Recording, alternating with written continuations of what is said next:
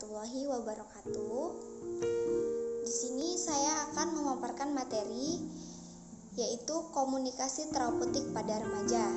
Sebelumnya perkenalkan, nama saya Imadatul Biladiah dengan dosen pengempuh Dr. Ira Kusumawati S.Kep M.Kep. Saya mahasiswa dari Poltekkes Kemenkes Palembang tahun ajaran 2020-2021. Baiklah, saya langsung saja akan memaparkan materi saya, yaitu komunikasi terapeutik pada remaja. Remaja adalah fase transisi dari masa anak-anak menuju masa dewasa.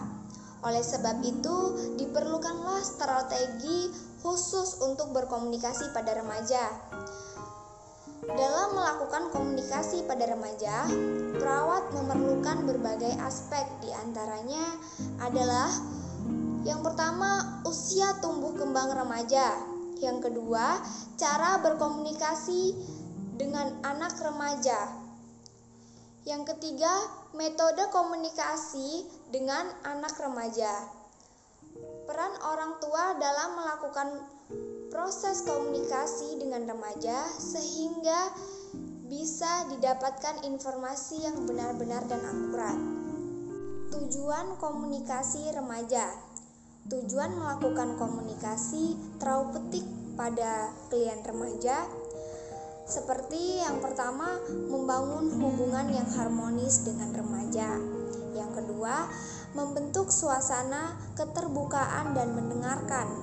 Yang ketiga, membuat remaja mau berbicara ketika mempunyai masalah.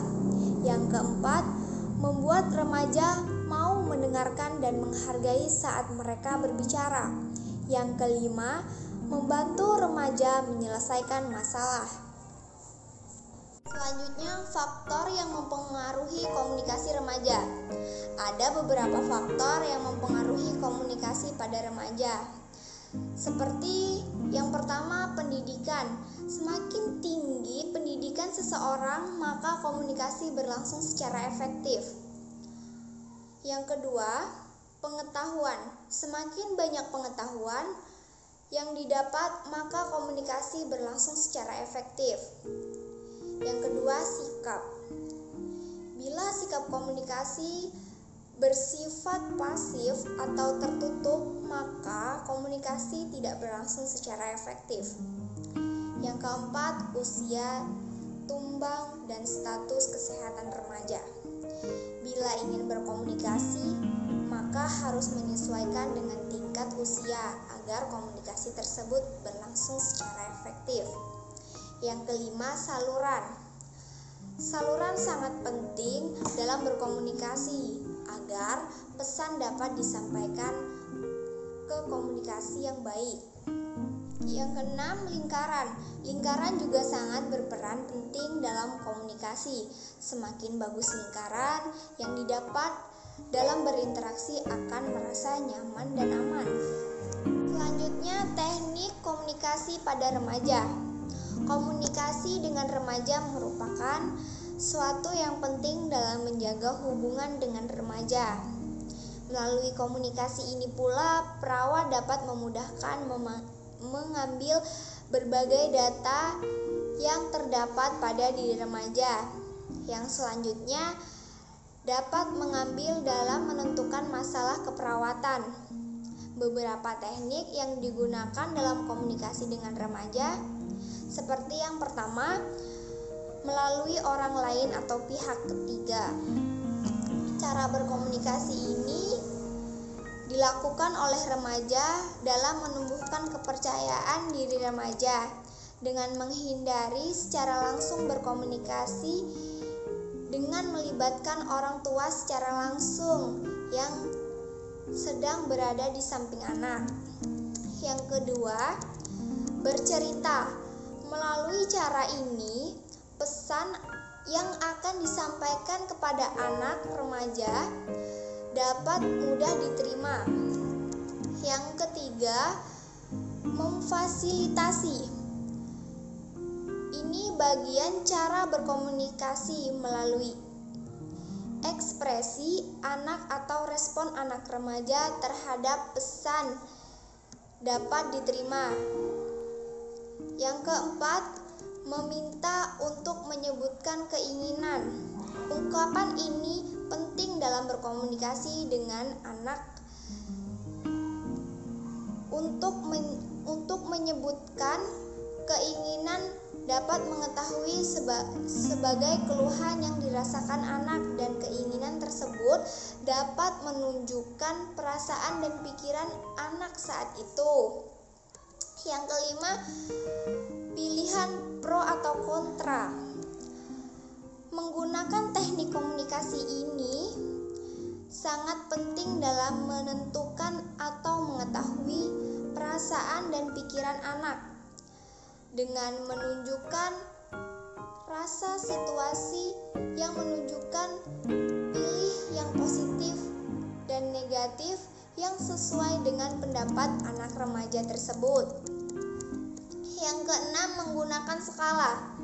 Menggunakan skala atau peringatan ini digunakan dalam pengungkapan perasaan sakit pada anak, seperti menggunakan perasaan nyeri, cemas, sedih, dan lain-lain. Yang ketujuh, menulis. Selain cara ini, remaja dapat mengekspresikan dirinya baik pada keadaan sedih, marah, atau lainnya, yang biasanya banyak dilakukan pada remaja yang jengkel, marah, dan selalu terdiam. Selanjutnya, sikap komunikasi terapeutik pada remaja.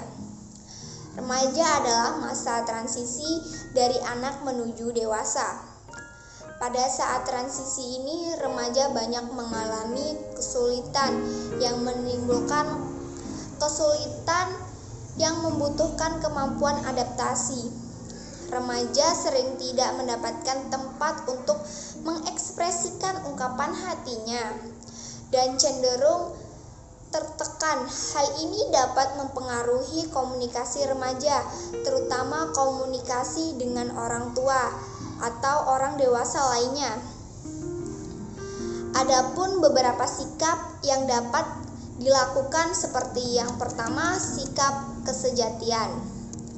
Menghindari membuka diri yang terlalu dini sampai dengan anak menunjukkan kesiapan untuk merespon positif terhadap keterbukaan.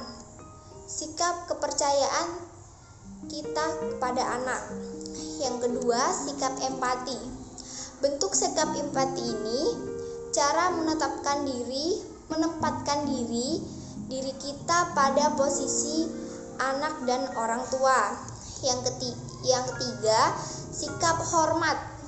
Bentuk sikap yang menunjukkan adanya suatu kepedulian, rasa suka dan menghargai klien, seperti senyum yang pada saat yang tepat, melakukan jabat tangan atau bersentuhan yang lembut dengan mengizinkan komunikan atau komunikasi yang sedang berbicara seperti klien. Yang keempat, sikap kontrat. Bentuk sikap ini dengan menggunakan terminologi yang spesifik dan bukan abstrak pada saat berkomunikasi kepada klien. Sekian dari saya. Mohon maaf jika ada kata-kata yang salah. Wassalamualaikum warahmatullahi wabarakatuh.